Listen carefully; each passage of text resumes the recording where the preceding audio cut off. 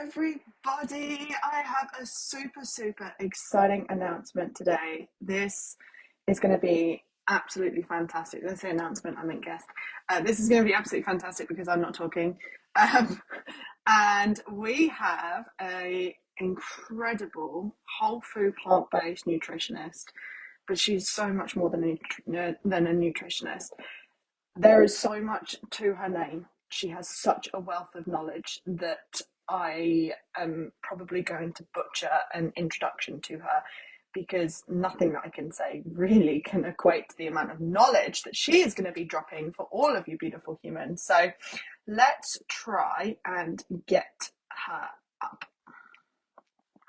Bear with me.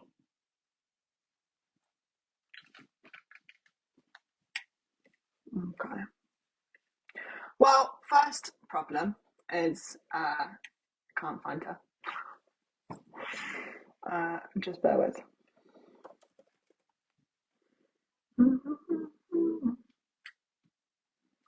Okay. Right, we are going to have a couple of teething issues, so bear with me guys while we bring Terry up. I didn't actually tell her that I was going live. Come on.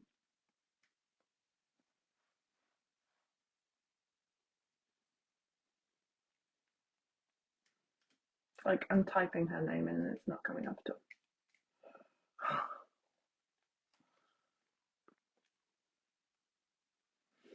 Come on.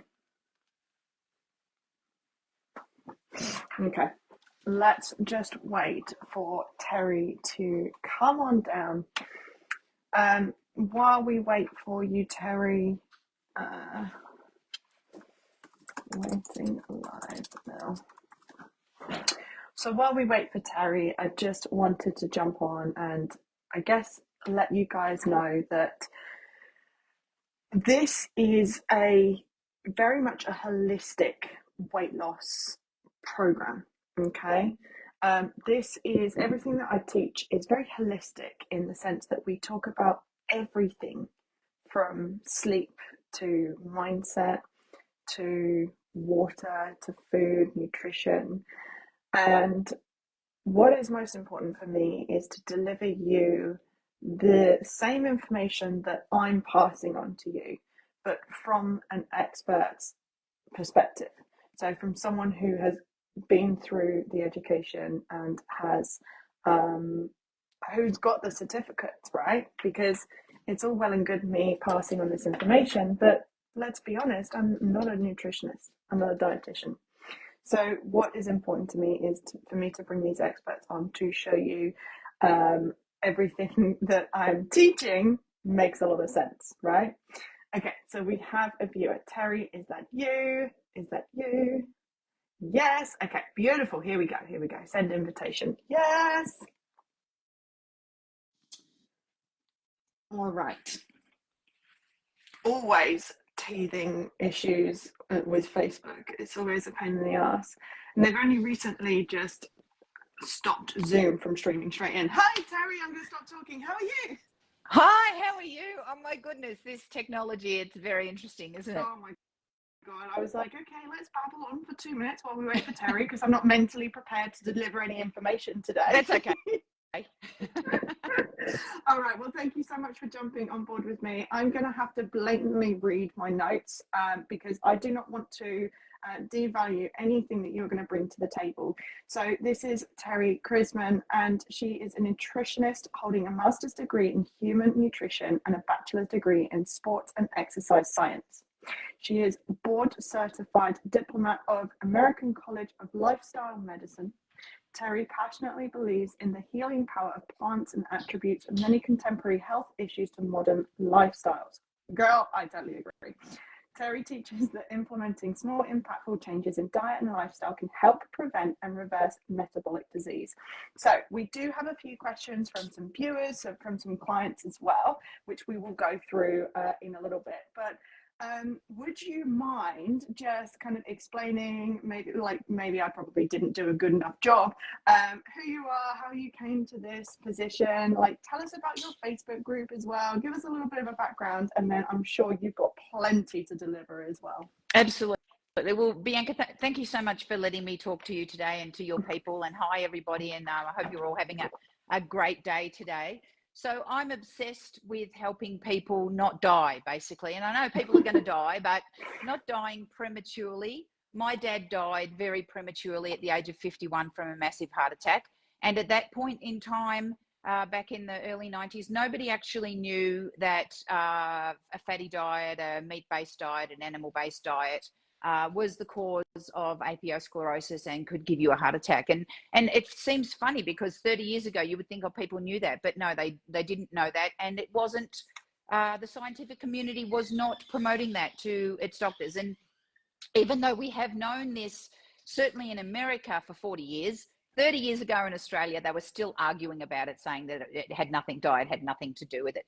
So I've spent a lot of my life trying to work out how to live in a way that fosters longevity, fosters vitality, eliminates the possibility, well, I don't know about eliminates, but lessens the possibility of getting non-communicable metabolic diseases such as diabetes, heart disease, hypertension, rheumatoid arthritis, PCOS, fibromyalgia, cancer, all the things that you can't catch off somebody else. There is potential for us to minimize our risk for those. So that's exactly what I'm here for. Amazing. Well, you answered my first question, which was what is metabolic disease. Anything you can't catch from somebody else. Mm-hmm. Mm-hmm. And you mentioned other things that I don't typically like reel off. So I talk about heart disease, I talk about diabetes, obesity. They're like the top three that my little brain just always stores. They're like my top three go-tos. But you also mentioned things like PCOS, fibromyalgia. So are these are lifestyle diseases? Okay, so before we get into that, because we have had some questions from your group on those specific diseases, which is why I mentioned them.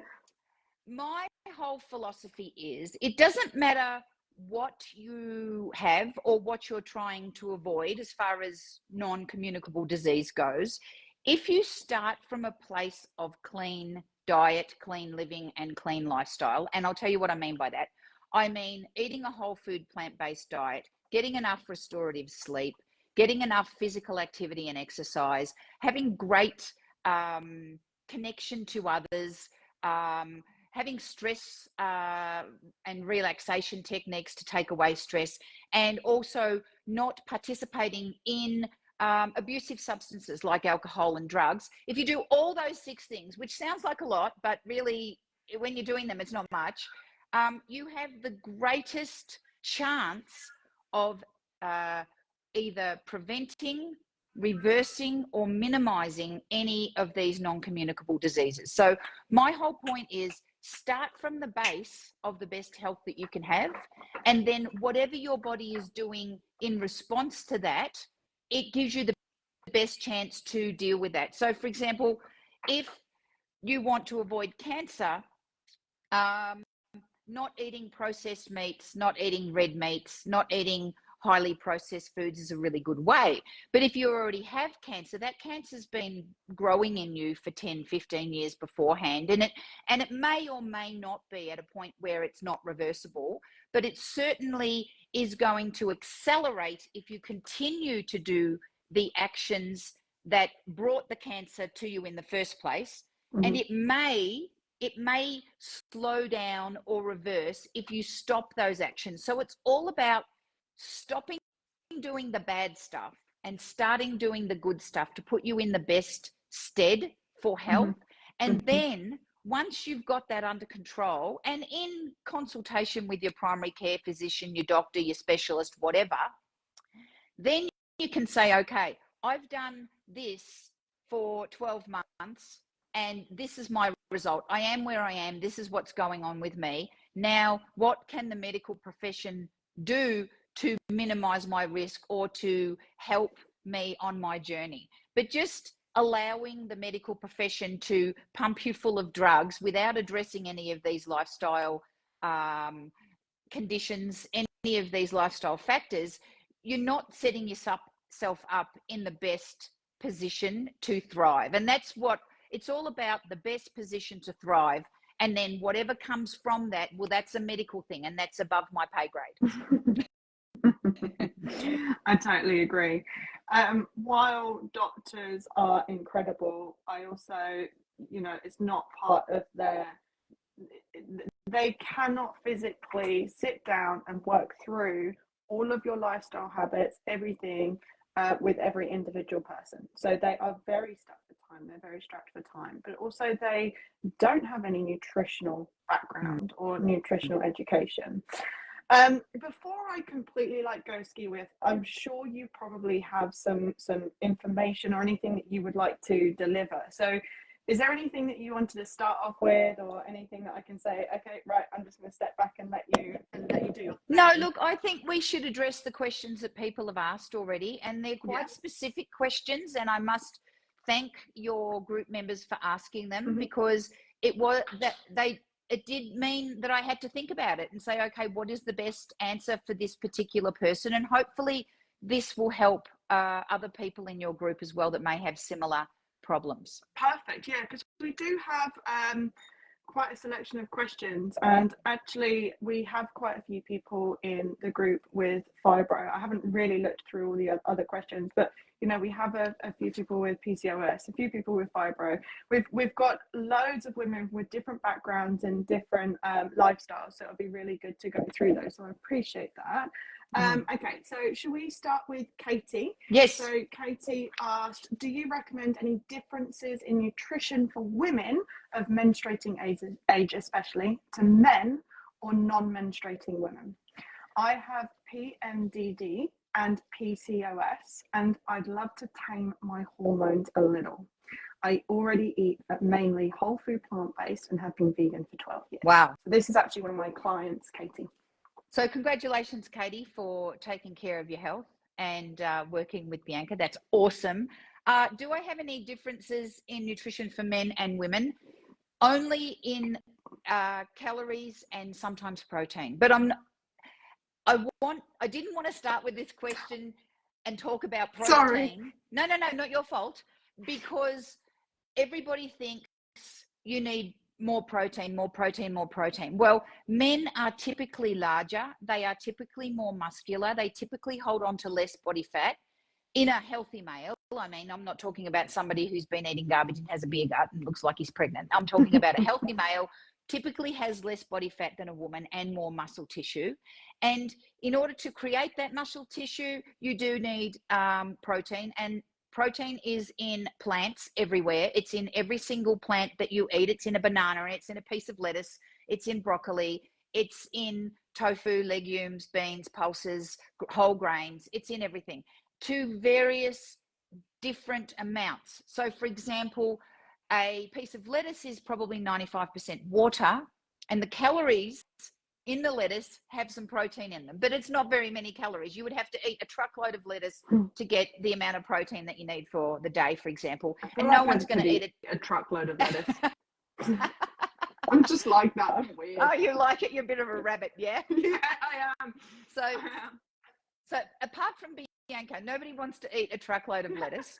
But the good thing about something like broccoli is that you can eat this much broccoli and be full because you've eaten a lot of food, and it's got the same amount of protein as this much meat. So why eat a tiny itty bitty bit of meat when you can eat a huge big amount of broccoli? I'm all about filling up one's tummy, not having tiny little portions and not being able to eat this and that and then being hungry and going to the cupboard and getting some chocolate. So the whole point is that, yes, men need a few more calories because they're bigger. They need a little bit more protein because they've got more muscle tissue. End of story. But basically, my husband eats exactly what I do. So, and he's thriving. So let's move on to the PCOS question.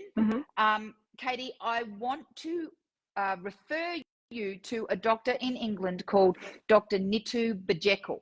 And she has this awesome book called Living PCOS Free. And it is amazing. And you can get it on paperback for £20 or whatever. It's fantastic. Go buy that book. Just bought a bunch of books. I could have added that to my basket. You could have added that. So it's really good. And for those people who don't know what PCOS is, it stands for polycystic ovary syndrome, and it results in excess testosterone, which means that that's an androgen hormone, which is a growth hormone. And that can mean that you get acne, and you may get hair on your face or excess body hair. At the same time, you might be losing hair on your head, which is what's going on there. That's completely crazy. It involves cysts in the ovaries. You can have irregular periods if you're still menstruating. And it also is common in about 10% of ovulating women. So that's 1 in every 10 women who are in childbearing, their childbearing ages. That's just phenomenal. It's probably about 30% prevalent in obese women. And it has a lot to do with insulin resistance and obesity. So we used to think that fat was just benign and it just hung around and was storage. And I'm sure everybody's heard this story. In the caveman days, we couldn't find foods all the time because we didn't harvest them, we didn't grow them, etc. And therefore, there were times of feast and there were times of famine. So in the times of famine, we stored the fat, and then our body used it later on. And then in the times of feast, we ate the food, and then whatever, just like an animal would do. But fat is actually metabolic, and it has these things in it called cytokines, and cytokines are pro-inflammatory, and the pro-inflammatory nature of fat actually contributes to insulin resistance. So that's why obesity and diabetes are so intertwined. Also true with PCOS. So if we can reduce the weight, we can reduce the testosterone, we can reduce the insulin resistance, and we can get back to normal hormone levels. So that is one of the key things to do, is to reduce the weight. Now, the other thing is that people with PCOS have twice as many of these things called advanced glycation end products in their body. These are AGEs. Now, AGEs are the result of oxidative stress. So that's when your cells undergo stress, and they can die, and they are pro-inflammatory. So again, you're increasing the inflammation in your body. So losing weight reduces inflammation unto itself. And you can get AGEs from eating food. So the foods that promote this inflammatory state and promote these AGEs are all the nasties. So it's meat, particularly burnt meat, fried meat. It's fried foods, it's eggs, it's margarine, it's oils, it's all those things that I'm sure Bianca's told you you really want to steer clear of. And so if you're worried about PCOS, start there. Again, we go back to my first comment, which is clean up your diet first. Eat whole food, plant-based as much as you can. If you can do it 100% of the time, that is completely awesome. But don't beat yourself up if you can't do it 100% of the time and you're only doing it 90% of the time. You do it as best as you can, and to the extent that you see relief from your symptoms. So, Katie, great question. I would highly recommend Dr. Nitu Bajekul's book. She knows more about it than me, and start from there. And then, of course, PCOS is a disease which you need to be dealing with your primary care physician and your doctor about something like that. Amazing. So many diseases and illnesses really just strip back to the core things. Yeah. Whole food, plant-based, no crap, no processed foods, sleep, stress management, water. Movement. Oh, I forgot water. Thank you. No, it's all right. So I call them the 5 fundamental pillars of health. I used to say 4, but as of like the last year, I've changed that to 5, and I've just given water its own very own pillar. Yeah, great. And it's just, and it time and time and time again, every book I read, every expert I speak to, it just strips back to go to whole food plant based and stop messing around. You know? Yes. Yeah, awesome. Well, thank you. Before I say any other, did you want a different order, a particular order? No, not at all. Okay. Right. So we have Carolyn. I'm interested in knowing about what nutrients I should eat to make strong bones or keep bones nourished and strong in older age. I eat a whole food plant-based diet and never eaten meat. Oh, good for you, Carolyn. That's awesome. Okay, so when we think of bones, we think of calcium. And I'm going to be a little bit nuanced with your question. You asked what nutrients to eat. And I want to just stop everybody right there. And I'm not having a go at you, Carolyn. I just want everybody to know that we don't eat nutrients, we eat food. And when we eat food, food has different things in it. There's like a hierarchy of things. So first of all, there's the food groups, you know, your fruits, your vegetables, your legumes, etc. Then we have our macronutrients, which are your protein, your carbohydrates, your fat, and your alcohol. So there's four macronutrients. Some people forget the last one, alcohol. I just ignore alcohol because like that's just a given. Like I never tell people to drink alcohol. Yeah, that's right. And then we have the micronutrients, which are your vitamins and minerals, of which calcium is one. And then underneath that, we have our phytochemicals. And these are your polyphenols and your antioxidants and your flavonols. And there's about hundreds of thousands of these different things. We don't know what they all do. We know what some of them do. So, for example, we know that turmeric is full of curcumin, and curcumin is really good for anti-inflammatory processes. But that is what we call reductionist, meaning you focus on one thing. Oh, you know, curcumin's really anti-inflammatory, so therefore I've got to have curcumin in my, you know, turmeric in my tea every day. Hey, that's not a bad thing. But what happens is the phytonutrients in each of the foods that you eat work in synergy together. So if you think about, there might be, you know, 10,000 phytonutrients in an apple and 15,000 in the banana and 12,000 in your cherries and whatever. If you add them up together, you don't get 30,000, whatever. I forget my math. You don't get 30,000, you get 3 million.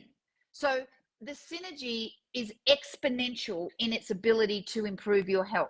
So yes, we need calcium for bones, but please don't focus on the calcium.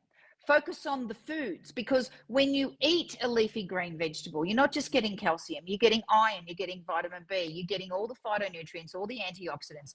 When you're eating soybeans, you're getting all that protein, you're getting all the isoflavones, you're getting all the phytoestrogens, all the good things that are in the soy, and they work synergistically with the other nutrients. So for example, let's put it this way. If you have one person who's a singer, they sound okay, right? Then you get two people and they do the harmony, and that's all right. But what happens when you get a choir? When you get a choir, your skin tingles, you're lifted to a higher level, because the sound that a choir can make is far beyond the abilities of the individual people in the choir. So that's what food does for you instead of individual nutrients. So I do appreciate your question, and I do want to answer your question, and I'm not giving you a hard time, but when we think about health, let's think about food, not nutrients. Anyway, calcium, that's the one. And what's in calcium? What has calcium? So it's your green leafy vegetables, your soy, your almonds, your figs, your flax seeds, your beans, your oats, even mustard has calcium. So my point is, eat a wide variety of whole plant foods.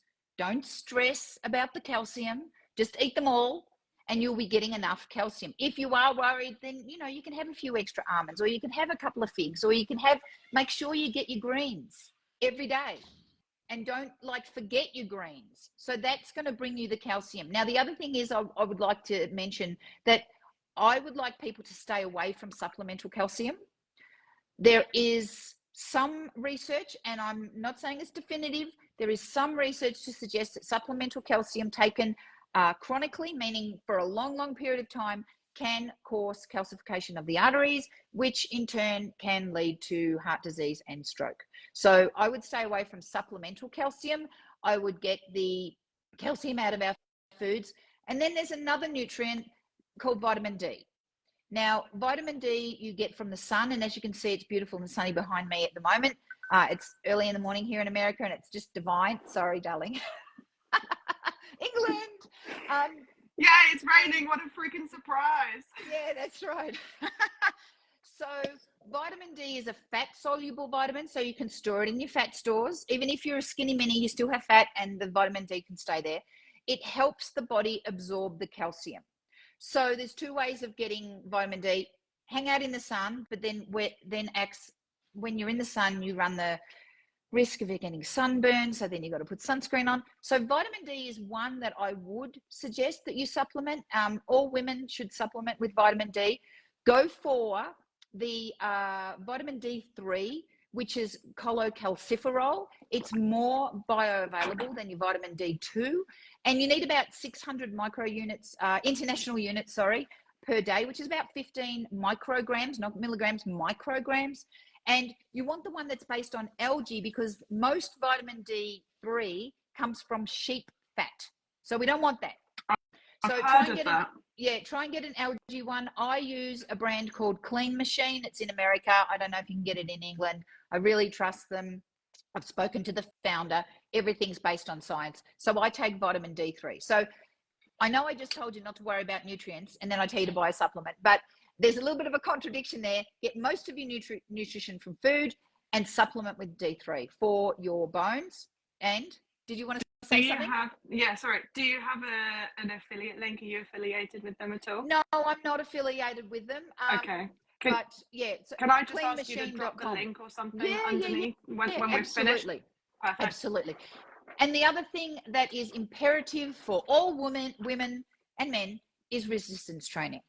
The thing that makes your bones strong is the stress that the muscles, there you go, hallelujah, she says, is the stress that the muscles put on the bone. So when you're doing resistance training, lifting heavy weights, squatting, push-ups, pull-ups, whatever it is that you're doing, when you're doing that, the muscles pull on the bone. And when the muscles pull on the bone says, oh, I need to be stronger to hold this muscle so I don't tear. So then the body lays down more bone, and then your bones get stronger. So running, jumping, not bike riding, not swimming, all intense exercise, high intensity exercise or medium intensity exercise, where there's banging, where there's lifting, weight bearing. Thank you for the words. No, sorry, that was more of a question. It wasn't coming to my mind, but any kind of resistance exercise where there's ground reaction force, so squats and lunges and things like that, absolutely imperative for that. So good luck with that, Carolyn. It's so good to hear that, because that's just something that I tell my clients all the time. And the thing is, it's like a lot of clients will look at me and say, yeah, but you're just a gym bunny. Like, you love it. I mean, literally in my gym clothes. And I'm like, no. There is such an importance of it, and I don't think it's not shouted from the rooftops enough. And only recently, and only because I'm all over Instagram, have I started noticing that a lot more people are really encouraging women to do more weight bearing exercise and resistance training. And so, like, I personally feel like it's very new in the way of everyone trying to get more women to do resistance training. So I'm so glad you said that, because it's so important. We want to be able to, if we fall over when we're older, we want to be able to get back up, not have to not fall over. Yeah, or not fall over. I mean, I'll fall over. I fall over in it all the time. But, you know, I want to be able to get back up. I don't want to break an arm. I don't want to break a hip. I had to look after my nan when she fell over. She broke her elbow. It was horrendous. She was thrown up from all the medication. She was in so much pain, and it was so horrible to watch. And I don't want to get to that stage, because I didn't go to the gym and it was such a simple fix, or go out and do other exercises or do them at home. Yeah. That being said, Carolyn, who did ask the question, has been absolutely smashing it. She's probably one of my ace members in the group. She's never been a client, but she's used all of the information in the videos that we've posted in here, and she has dropped so much weight. I think she's on about 22 pounds down. Good for you, in Carolyn. 5 or 6 months, and she's been smashing it. All right, let's move on now. Oh no, I have a question about calcium. Okay. So a lot of people, especially those who are just transitioning over to plant-based, are gonna argue about the calcium in dairy. Is it true that dairy calcium leaches the calcium from your bones, whereas the calcium from plant-based foods actually restores it and feeds it? That's true. Calcium from plants is less bioavailable than calcium from dairy. So calcium from dairy will go. It can be, because calcium is not just used in your bones. You need calcium for every heartbeat. You need it in your heart. So there's these calcium channels in your cells, and the calcium needs to be there. Otherwise, your heart's not going to pump. So yes, the calcium in dairy is more bioavailable, but that means that if you ingest, say, X amount of milligrams of calcium, you're going to absorb Y amount of milligrams of calcium, and then that's going to be a little bit less for your plants. But at the same time, calcium does get leached from your bones with dairy. So, and dairy has so many other problems that are not due to calcium, and we're running out of time, so I don't really want to go into that too much. But absolutely, let me just tell you a few things. Dairy's full of pus. Did you know that? 750,000 micrograms of pus per kilogram or something. There's a number. So much pus in dairy, it's not funny. Antibiotics, medications, hormones, all the nasty things, plus the torture and whatnot of the animals, which, that's another story. You want to stay away from dairy. You can make your own yogurt. It takes 12 hours, but it actually takes 1 minute. You pour the soy milk into a container with a little bit of probiotic or some old soy yogurt, and you leave it on your counter overnight in some warm water, and wacko the duck, you've got fresh soy yogurt in the morning. So it's not difficult. Yeah, it's not difficult. I've never done that before. I need to get on that. I do it all the time. So you don't need to buy the soy yogurt filled with guar gum and stabilizers and maltodextrin and extra sugar and all that. Don't get me started. That is another podcast. We're gonna have to have you back, Terry. Sorry, that's it. We're having you back. Yeah. So like in England, you can get oat cream. You can get plant-based cream cheese. Not that I'd want you to eat it because it's full of oil, but whatever. You can still get it. You can get 50 million different types of plant-based yogurt. You can get 50 million different types of plant-based cheese. You can make your own plant-based cheese. You can make your own plant-based milk. There's no reason to be herding cows and eating dairy and hurting your body. Can we move on to Lisa? Yeah. Because Lisa flows on from this question. Do. Ask Please me. do. I don't have Lisa's question. Lisa says, thank you, Lisa. As we age, where should we put our focus? Diet or exercise or both? And do seniors need more protein? So the answer is both. We need to, and it doesn't even matter how old you are. If you are 1 year old or you are 80 years old, the thought should be, not that you can make these thoughts when you're one, your parents should be helping you. We need to do them all. We are human beings. To be at our best, we need to focus on everything, not just one thing. Diet is, I would say, most important. Second is exercise. Then we talk about those other things, restorative sleep, water, communication, connection to others, not stressing, not having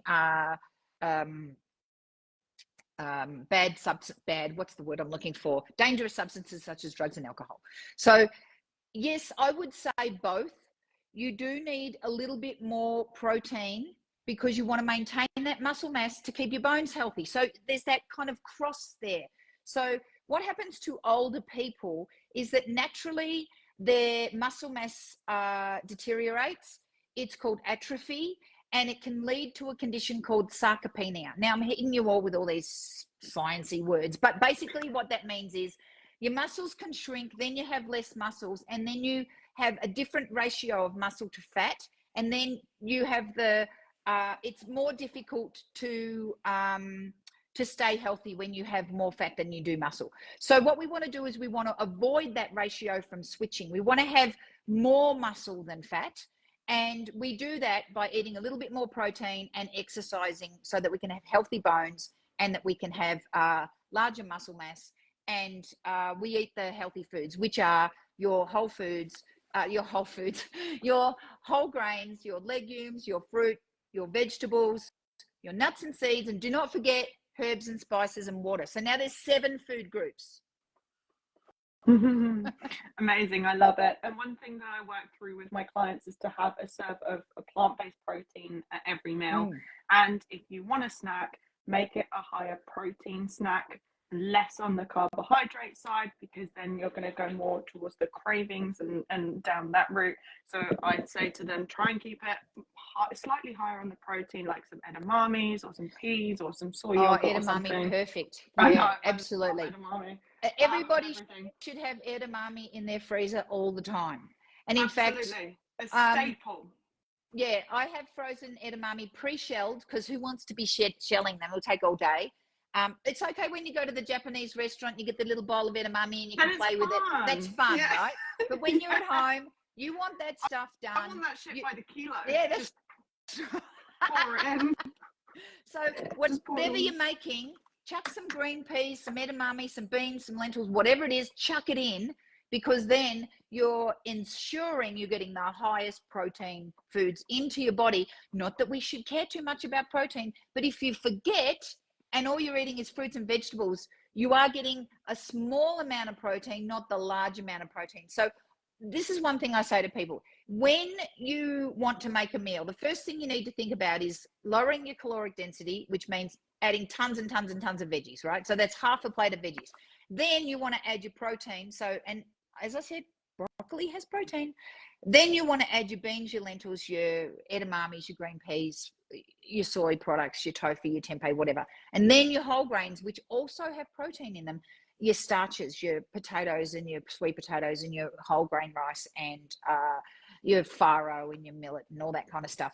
And then you've got the complete meal. And if you want to put berries on top, then do it, or have berries and fruit for dessert and lots of herbs and spices. In one meal, you've probably got 30 different plants. And then you just cannot go wrong doing that. And one thing that I say is, if there's 300,000 edible plants on the planet, there's no point having the same fucking broccoli and carrot every single week. So switch them up. Correct. That's right. Switch them up. Okay, next question. Rebecca or Rudy? Rebecca, what is suggested to help with migraines and also fibromyalgia? I eat a vegan diet, but not yet quite whole food plant-based. Thanks. I can see where this is going. So Rebecca, I feel for you. Migraines, my daughter had migraines and they were absolutely debilitating. They put her in hospital. So first I want to say I'm feeling for you. The first thing to do for migraines is avoid the foods that commonly cause migraines. Now, I'm not saying that these foods cause your migraines, but there are a list of foods that commonly cause migraines, and I'm just going to read them out to you. I was going to do a quick Google, but you have it. No, I have it. They usually contain the amino acid tyramine. Now, tyramine is a great amino acid because it regulates blood pressure, but so do so many other things. So don't be freaking out like, oh my goodness, if I remove the tyramine amino acid, you're not actually going to remove it, because all foods have all amino acids. Oh, now we're getting into another science. Science lesson. All foods have all amino acids. All foods have all the protein. Don't worry about it. It's all right. I've already covered that before in a previous one. Don't you worry. Yeah. So these are cheese, mainly aged cheese, particularly, that stinky cheese, cured meats, pickled foods, caffeine. So that's coffee, chocolate, strong tea, alcohol, MSG, that's monosodium glutamate, which you can find in takeaway food, and artificial sweeteners. So take all those things out of your diet first and see what happens. The other thing is you want to get enough vitamin B. So that's your leafy greens, your mushrooms, your soys, your whole grains, and your broccoli. You also want to take a magnesium supplement. So 400 milligrams per day. Don't take magnesium oxide. It does nothing. It's not water soluble. Your body can't absorb it. You're just going to get rid of it. It's a waste of your money. Take magnesium citrate or magnesium glycinate. And that should help you with your migraines. And again, we start from the beginning. Are you eating whole foods, plant-based? Are you getting enough sleep? Are you taking any other medications? Maybe there's a medication contraindication that is causing the migraine. So there's lots of things to think about. Talk to your health professional to see whether or not, after you've done all the things, if you're still suffering from migraines, then you want to go further, go to your health professional. Okay, I've done all the things for 6 months. I've not been eating the cheese. I've not been eating the this, and I've been doing the whole food plant-based, drinking lots of water, you know, going into dark rooms when and turning off sound when I've got a headache, and trying to nip it in the bud, and it's still happening. What else am I doing? And I'm not saying it's your fault. I'm just saying what else is happening in your body. Talk to your doctor. What medications am I on? Maybe the migraine medication. You know what I mean? Like, I don't know. I'm not a doctor, but that's what I would do. Now, as for the fibromyalgia, this coexists with other conditions, including irritable bowel syndrome and migraines. So again, back to basics. We need to drop weight if we are overweight. We need to eat a whole food plant-based diet, which will alleviate the symptoms of the IBS if you have it, or the migraines, and also will stop the tension and stress of the fibromyalgia. So fibromyalgia is a muscle-based condition where your muscles are always tight and stretched, and tight and stretched. They're not tight and stretched, always tight and pulling and causing you maybe cramping and causing you pain and suffering. And then it affects the nerves too, because they can squash the nerves, and then you get nerve pain, and then it's just a whole bag of ugly monkeys. So we start from the basics. We look at what's causing the migraines, we look at our food, and then we see what happens over a period of time. And I'm not talking 2 weeks. I'm talking 6 months, a year, all at the same time as we're talking to our doctor and we're saying, listen, I'm doing this. What do you think? How is this working for me? The doctor may say something different, and then you have to weigh up. Okay, well, you know, this rando lady on the internet said this, and I tried that, and then my doctor said, this. Who do I trust? So you just have to try those things for yourself and work out what it is that's going to work for you. But those are the things that I would do. So I only have like 5 minutes. Okay. I was going to say, you make a really good point there, just very, very quickly. People say, oh yeah, I've tried this and this, but they've not tried everything, right? So, you know, when you have stripped back all of the excess weight, then you've stripped back, for example, the caffeine, then you strip back the alcohol. Be honest with yourself when you say, I've tried everything. Honestly, ask yourself, take a step back and say, have I genuinely tried everything? And have I tried it long enough and consistent enough? Because we like to say, yeah, I've tried it all. I mean, I'm guilty of this. Yeah, I've tried it all. Nothing works. But how long has nothing worked for? And how long have you been like operating at like full pelt with everything? And just be honest with yourself. Yeah. Okay, Rudy, I've had my thyroid removed, and as a result, I'm on medication. I'd like to reduce or stop this medication. How can the whole food plant-based diet help with that? Okay. So first got to say, I'm not a thyroid expert. So, and this is a curveball for me. So I've done no research at all. I'm sorry. No, that's okay. I would say again, you've had your thyroid removed, so therefore you're not producing thyroid hormone. So therefore you are going to be on thyroid medication for your entire life. I mean, I know that's a fact. I'm going to take it back to basics again. Just do it. Eat whole food, plant-based. Stop eating inflammatory foods. Stop eating highly processed foods, ultra-processed foods. I don't know how it is in England, but certainly in America, it seems that everything from spaghetti sauce to tortillas to salsa. I'm just looking in my kitchen, looking at food. It's all full of garbage. It's all full of garbage. Like, for example, a tortilla, which we eat a lot of in America because we have a lot of Latin people here in America, should be made of corn and water and lime juice. But no, it's got a list of ingredients this long with all these words that we can't understand, including maltodextrin, which is a modified starch which causes damage to your gut, and gums, which is also a gut damaging additive, and colors and flavors. And I mean, what? what we want to do is we want to get back to real food. I'm not saying that you can never buy anything in a packet at the supermarket again, but when you do go to the supermarket to buy a packet, and I'll take tortillas, for example, buy the ones that have ingredients, corn, you know, and water or salt or whatever. Don't buy the ones with this many ingredients. And it's the same for your plant-based milks. Don't go to the plant-based milk with that many ingredients. Soy milk should have in the ingredients soybeans, water. End of story. If you've got this many ingredients and you need to get your glasses out and your torch on your phone to read them, do not buy the product. And it doesn't matter what it is. Find the products with the least amount of ingredients. And if you can't find them, make them at home. Absolutely, absolutely. So really look at the ingredients list, take out all the shit, take out all the chemicals, all the enhancers, all the gums, all of the crap, and just think, is it an ingredient? Like, is it an ingredient or is it like an additive? Is it a chemical? If it's genuinely an ingredient, then it's probably going to be worthwhile. That's right. And as I said in the beginning, I'm not a thyroid expert, but if you start from that basis, you know, 6 months to a year, we're talking about your entire life here. So 6 months to a year, do it. Don't buy any garbage. Eat whole foods, cook at home, bake from scratch, whatever it is. Stay away from white flour too. Bake your cookies with whole grain flour or oat flour or just plain oats or whatever. And then see what's happening with your body and work. You're going to be working with your doctor too, with your specialist on that, because that's the best place you can be. And if it's not perfect, you know, that's where you are, because it's never going to get better than if you're doing all the things correctly. So, you know, going off and deciding, oh, it's not working, I'm going to start eating garbage, it's going to make you worse. Even if you're not at 100%, if you're at 80%, maybe that's where you're going to be for the rest of your life.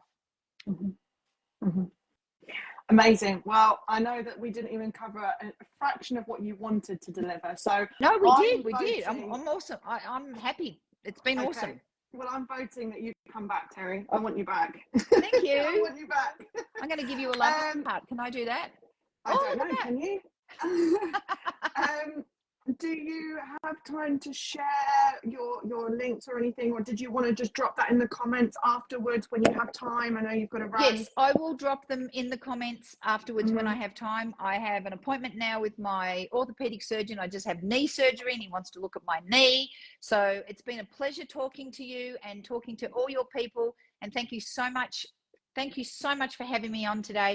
And I'm glad to be of assistance. It's been my pleasure. And yeah, drop in the links when you have a chance and an opportunity. Thank you so much for coming on and sharing your wisdom and your knowledge and your education. No really problem. Appreciate it.